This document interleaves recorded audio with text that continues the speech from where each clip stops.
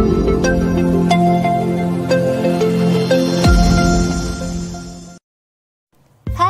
apa kabar Sobat Latsar? Salam kenal, namaku Bella. Kali ini kita akan belajar tentang salah satu nilai-nilai dasar ASN, yaitu nasionalisme. Sobat Latsar tahu nggak kenapa kita mempelajari materi ini? Ini nih tujuannya. Hasil belajar seperti apa sih yang ingin dicapai? Setelah mengikuti pembelajaran ini, Sobat Latsar diharapkan mampu mengaktualisasikan nilai-nilai dalam setiap sila Pancasila serta wawasan kebangsaan dalam setiap pelaksanaan tugas dan fungsi. Indikatornya, Sobat Latsar dapat 1. Mengenal nasionalisme. 2. Memahami peranan Pancasila dalam menumbuhkan nasionalisme ASN. 3. Memahami fungsi dan peran ASN. 4. Memahami wawasan kebangsaan.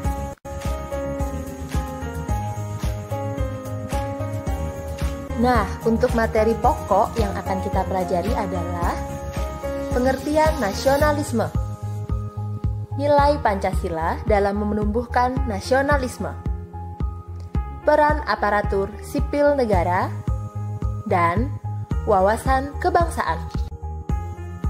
Oke, kita akan bahas pengertian nasionalisme.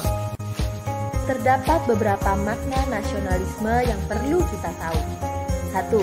Makna politis, manifestasi kesadaran nasional besar untuk merebut kemerdekaan dari penjajahan dan semangat untuk membangun diri, lingkungan, masyarakat, bangsa, dan negara. 2. Makna dalam arti sempit, sikap meninggikan bangsanya sendiri, tidak menghargai bangsa lain atau chauvinism. 3. Makna dalam arti luas, rasa cinta yang wajar terhadap bangsa dan negara dan sekaligus menghormati bangsa lain. 4. Nasionalisme dalam kerangka Pancasila adalah kecintaan manusia Indonesia terhadap bangsa dan tanah airnya yang didasarkan pada nilai-nilai Pancasila. Penjajahan sangat melekat dalam sejarah Indonesia.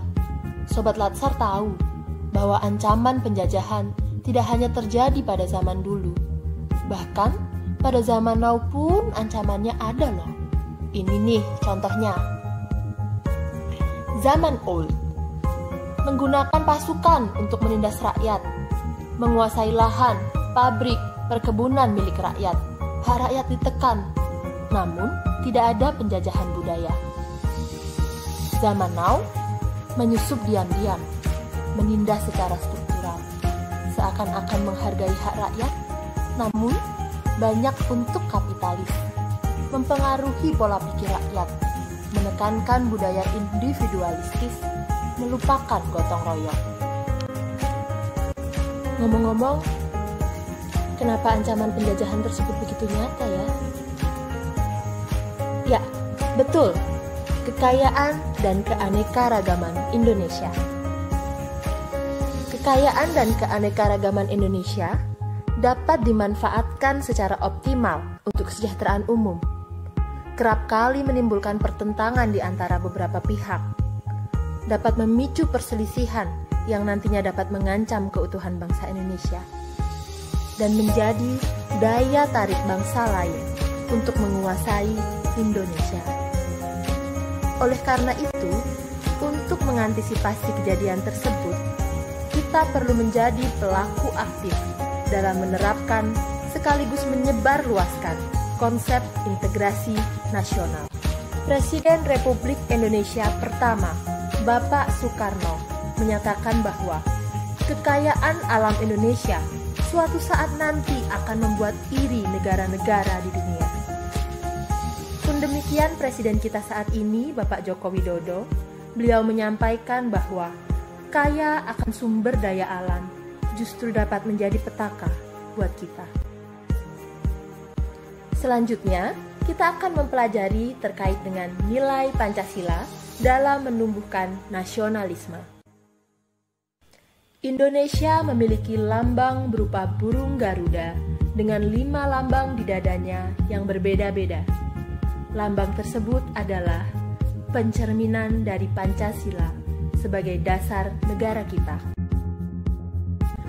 Perlu sebuah proses sehingga nilai Pancasila dapat berperan dalam menumbuhkan nasionalisme. Indonesia memiliki sejarah yang kuat dengan proses terciptanya Pancasila. Pancasila ini diformulasikan oleh para penemunya dengan memperhatikan segala aspek kehidupan rakyat yang komprehensif, sehingga Pancasila merupakan persepsi dasar bangsa yang menyeluruh, yang terangkum dalam 5 sila dan merupakan dasar bangsa kita. Implementasi nilai Pancasila sangat penting sekali dalam rangka menumbuhkan nasionalisme kita sebagai rakyat Indonesia untuk mencegah ancaman untuk negara baik dari dalam maupun dari luar. Yuk Sobat Latsar, untuk memantapkan jiwa kita, mari kita ucapkan Pancasila ini secara bersama-sama. Yang kenceng ya. Pancasila. 1. Ketuhanan yang Maha Esa. 2.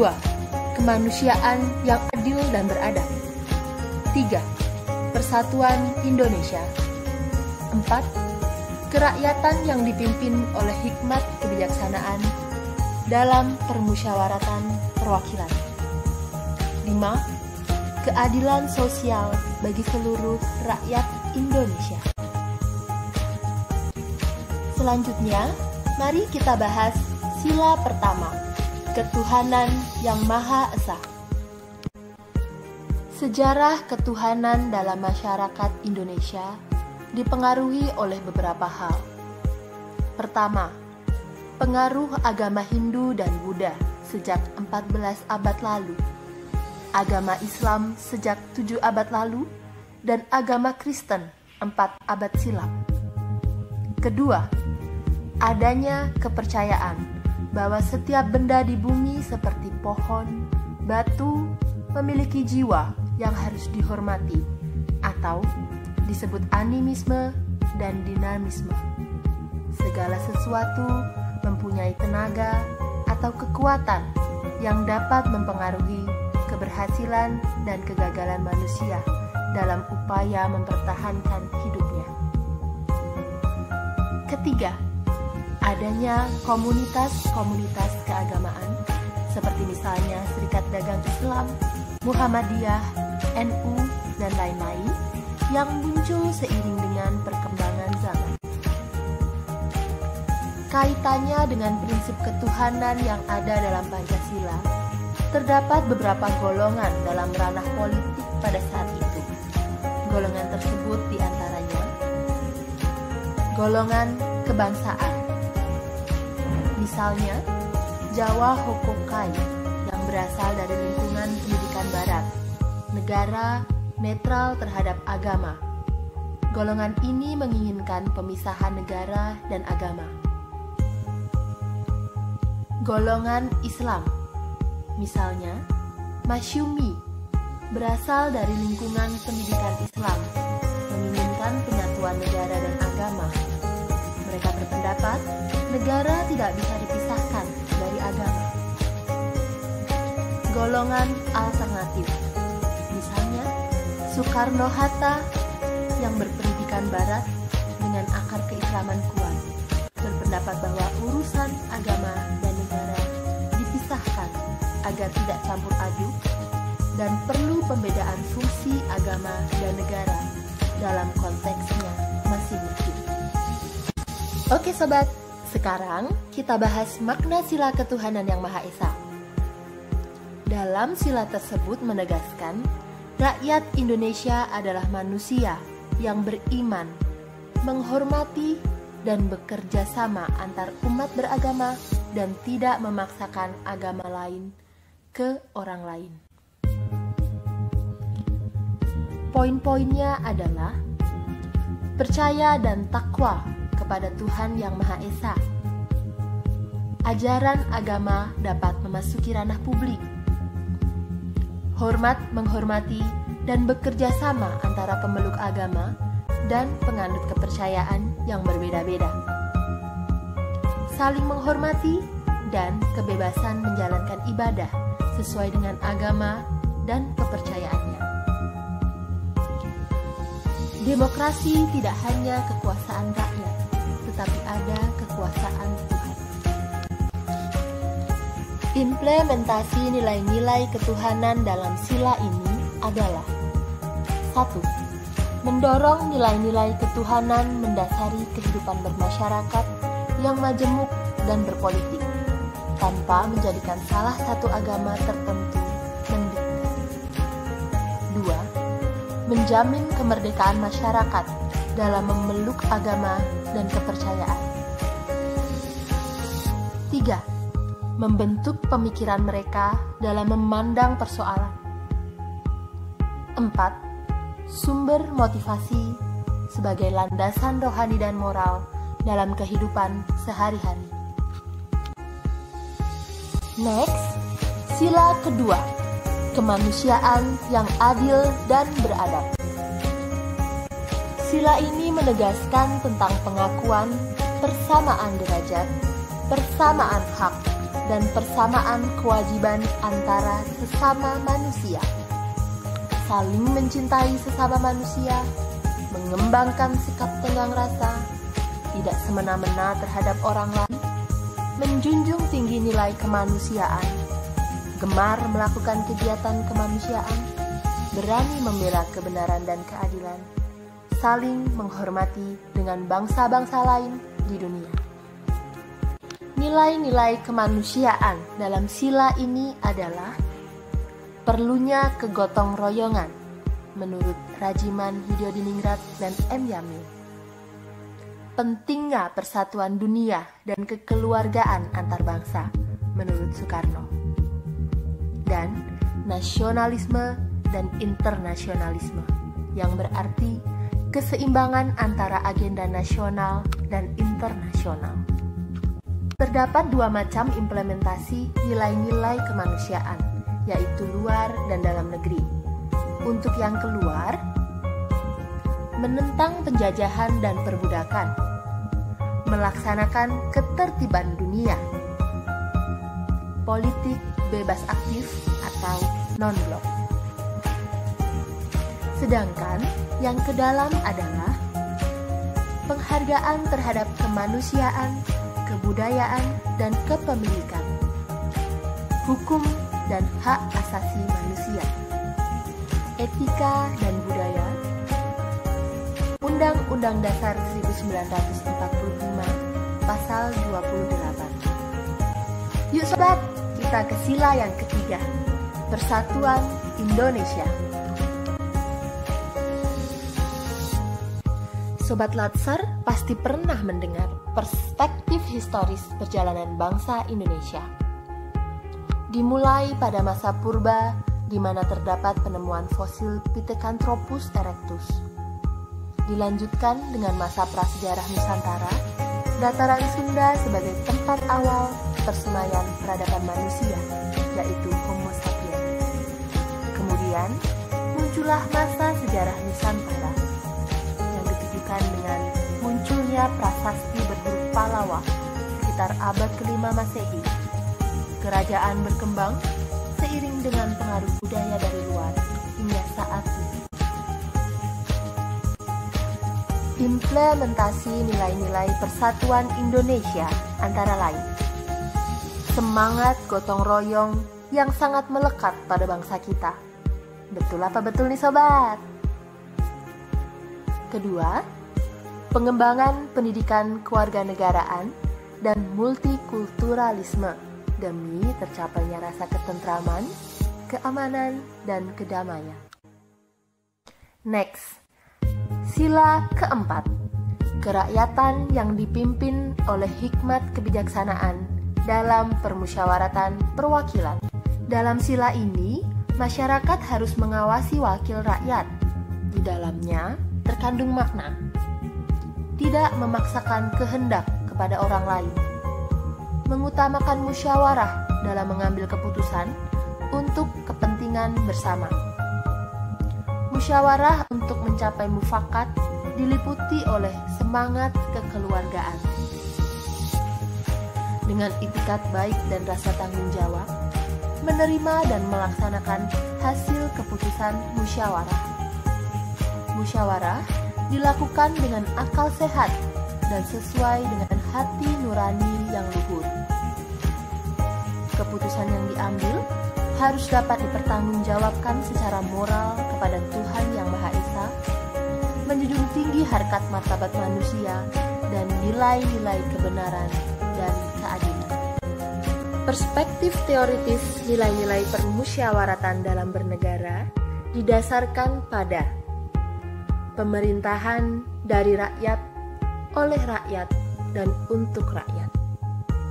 Teori ini disampaikan oleh siapa, sobat? Ya, benar, Abraham Lincoln. Menurut Pak Abraham, ada dua definisi besar, yaitu kekuasaan pemerintah berasal dari rakyat yang diperintah. Kekuasaan itu harus dibatasi. Dan pemerintah harus berdaulat. Artinya, harus cukup kuat untuk dapat menjalankan pemerintahan secara efektif dan efisien. Dan implementasi nilai-nilai permusyawaratan antara lain penghormatan terhadap rakyat atau kerakyatan, persatuan di atas kepentingan perseorangan dan golongan atau permusyawaratan dan kekeluargaan, adanya landasan etis dalam berdemokrasi, dan wawasan pengetahuan yang mendalam terhadap pokok bahasan dalam musyawarah atau pengambilan keputusan, yaitu kebijaksanaan. Sila yang terakhir adalah keadilan sosial bagi seluruh rakyat Indonesia. Makna dari sila ini adalah mengembangkan perbuatan-perbuatan yang luhur yang mencerminkan sikap dan suasana kekeluargaan dan kegotong royongan.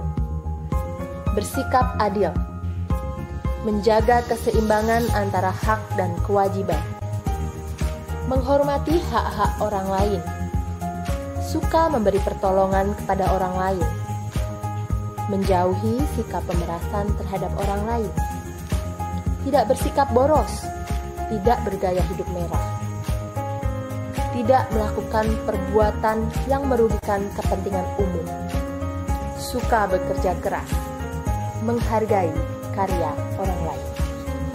Keadilan sosial dalam kerangka Pancasila adalah negara merupakan organisasi masyarakat yang bertujuan menyelenggarakan keadilan. Syarat untuk hal tersebut adalah emansipasi dan partisipasi bidang politik.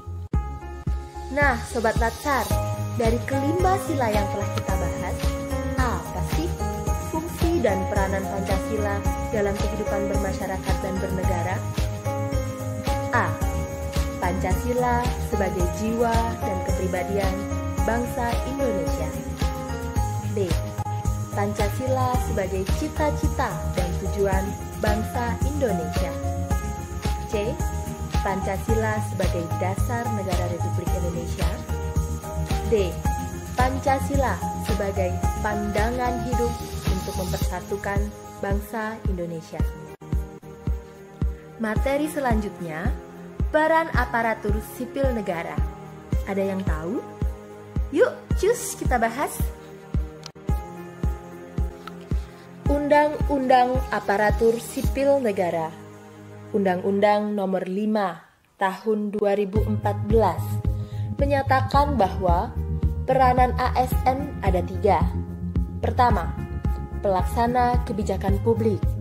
Kedua, pelayan publik. Ketiga, perekat dan pemersatu bangsa. Dalam peran ASN sebagai pelaksana kebijakan publik, ASN memiliki wewenang dalam membuat kebijakan publik, dan integritas serta profesionalisme ASN sangat ditekankan dalam pelaksanaan pembuatan kebijakan publik. Kebijakan publik, apa sih itu? Berikut pengertian kebijakan publik menurut beberapa ahli. Menurut Thomas R. Dye, kebijakan publik adalah whatever government choose to do or not to do. Menurut Laswell, kebijakan publik adalah suatu program yang diproyeksikan dengan tujuan-tujuan tertentu, nilai-nilai tertentu, dan praktek-praktek tertentu. Sedangkan menurut Nugroho, kebijakan publik adalah segala sesuatu yang dikerjakan dan yang tidak dikerjakan oleh pemerintah. Dalam proses pembuatan kebijakan publik, harus terdapat analisis kebijakan. Mengapa perlu dilakukan analisis terhadap suatu kebijakan? Karena banyak kebijakan yang tidak memuaskan masyarakat. Dan menurut Patton dan Sawicki di tahun 1993, analisis kebijakan adalah tindakan yang diperlukan untuk dibuatnya sebuah kebijakan, baik kebijakan yang baru sama sekali atau kebijakan yang baru sebagai konsekuensi dari kebijakan yang ada. Setelah kebijakan publik dibuat dan disampaikan ke masyarakat, harus ada evaluasi atas kebijakan. Kenapa evaluasi ini menjadi penting? Karena setiap kebijakan harus diawasi. Salah satu mekanismenya adalah dengan evaluasi kebijakan. Untuk melihat sejauh mana kebijakan tersebut berjalan secara efektif dan mencapai tujuan. Untuk mengidentifikasi adanya kesenjangan antara harapan dengan kenyataan.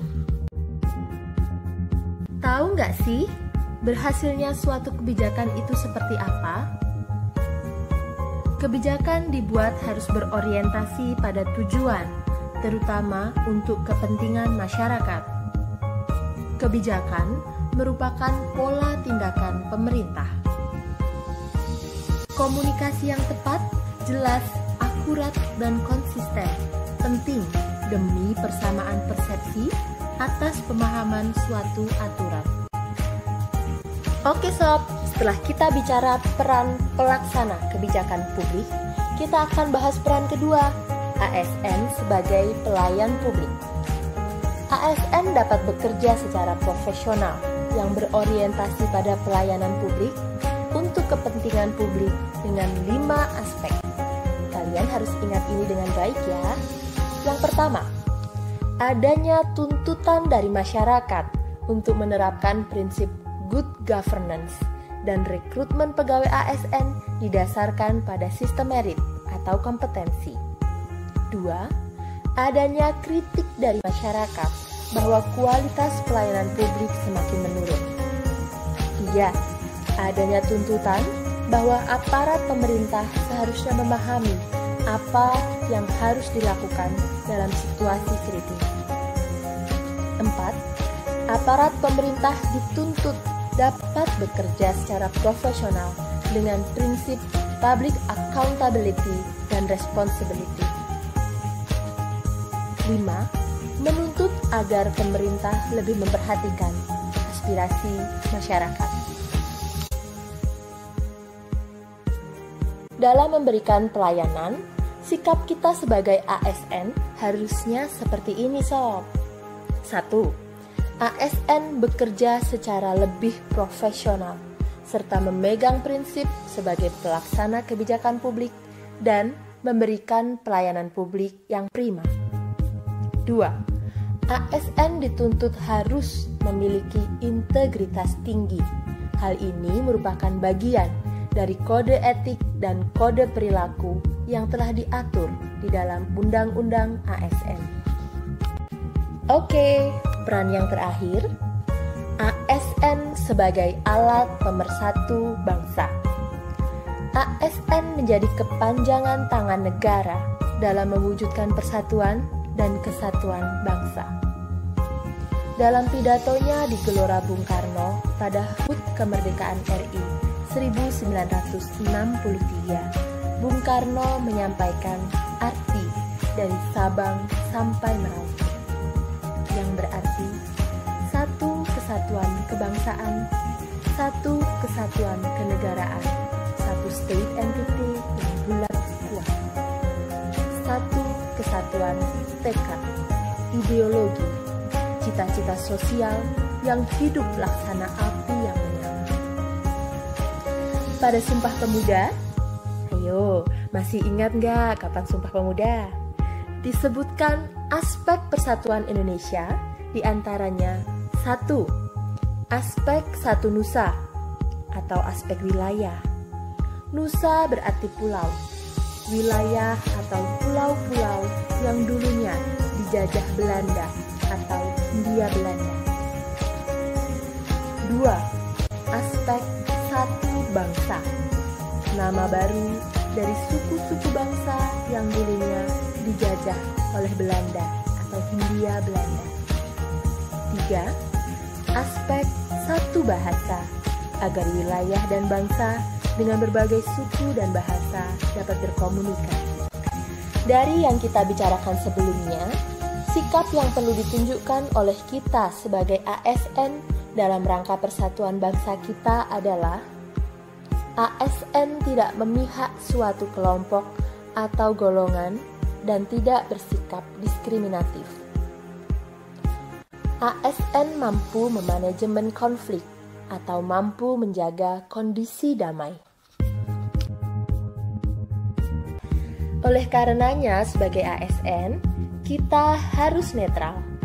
Berikut adalah kenapa netralitas ASN sangat penting bagi kita.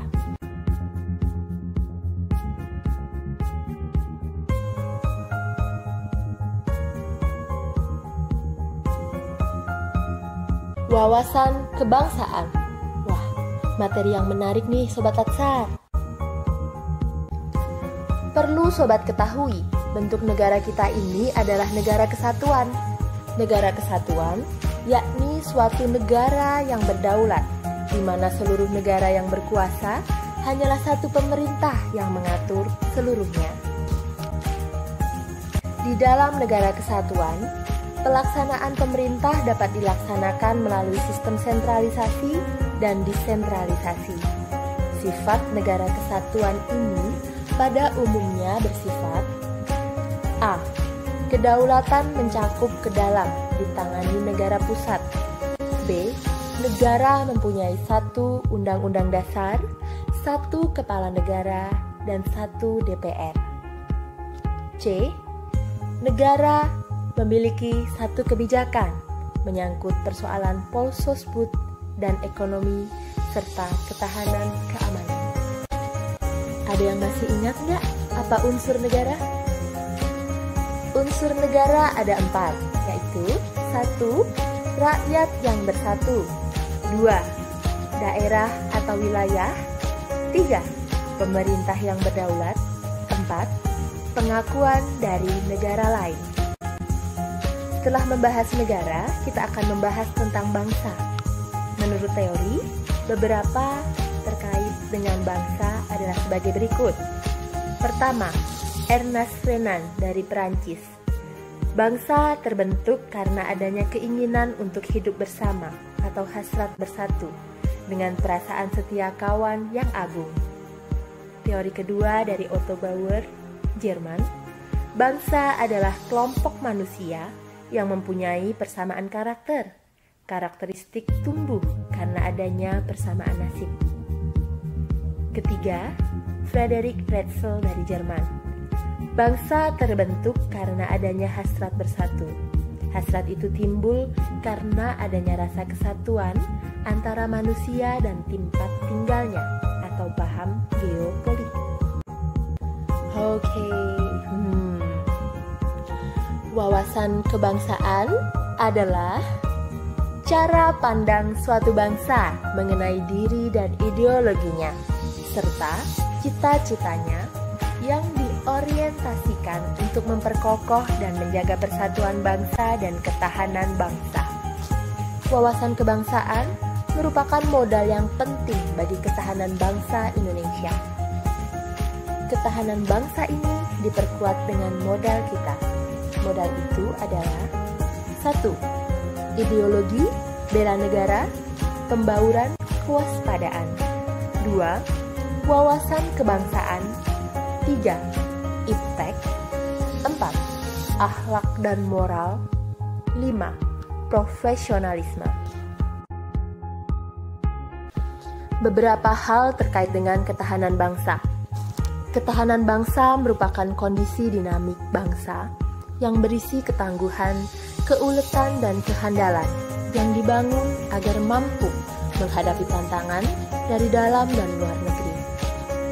Konsepsi untuk membangun kesejahteraan dan kehormatan bangsa memiliki modal berupa akhlak, moral, iptek, wasbang, profesionalisme yang meliputi seluruh aspek Ipolek Sosbudhanka, termasuk kewaspadaan. Dalam proses bernegara terhadap dinamika bangsa, di mana dalam dinamika bangsa ini terhadap faktor positif dan negatif.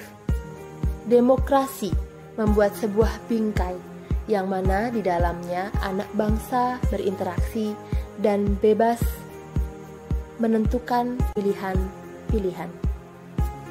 Anarki membuat masing-masing kelompok mengandalkan orientasinya sendiri sehingga tidak toleran dengan kelompok yang lain dan sering menganggap kelompok lain sebagai musuh. Dinamika di antara keduanya sangat mempengaruhi proses berbangsa.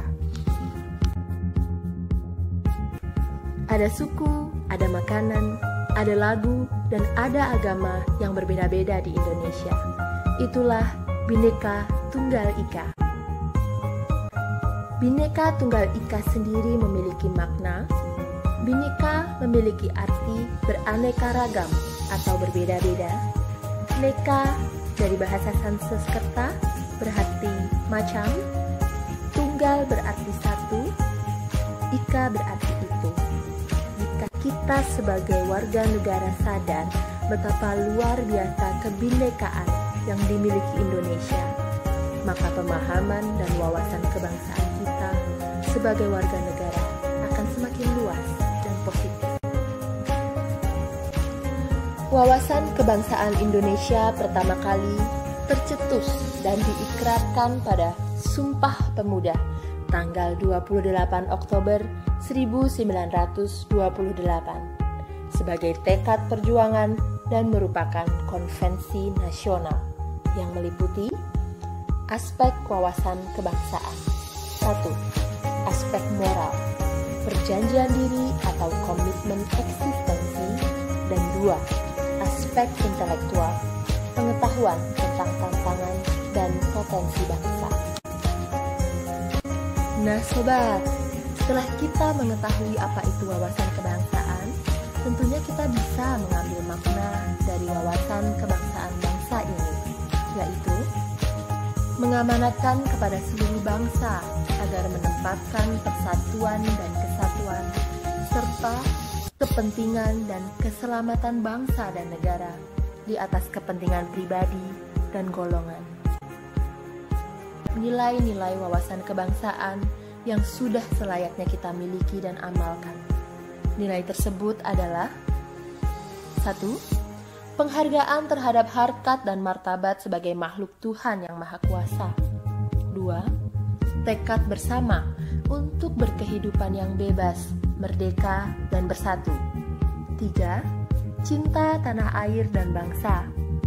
4. Demokrasi dan kedaulatan rakyat. 5. Kesetia kawanan sosial. 6. Masyarakat adil dan makmur. Terakhir nih Sobat Latsar, dengan semakin sadarnya kita bahwa bangsa ini memiliki sesuatu yang luar biasa, tentunya tantangan wawasan kebangsaan akan semakin besar. Tantangan tersebut adalah 1. Adanya upaya untuk melarutkan pandangan hidup bangsa ke dalam pola pikir yang asing untuk bangsa kita. 2. Semangat kebangsaan telah mendangkal atau terjadi erosi, terutama di kalangan generasi muda. Tantangan yang terakhir adalah ancaman disintegrasi kebangsaan. Dengan kita mengetahui semua yang terkait dengan nasionalisme, Pancasila dan wawasan kebangsaan, maka harapannya rasa memiliki dan melindungi bangsa ini terhadap ancaman dari dalam ataupun luar semakin besar.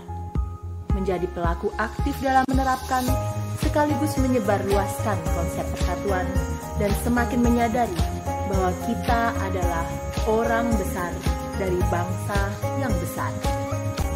Terima kasih Sobat Laksar, semoga kesuksesan, kebaikan, dan keberkahan dilimpahkan kepada kita.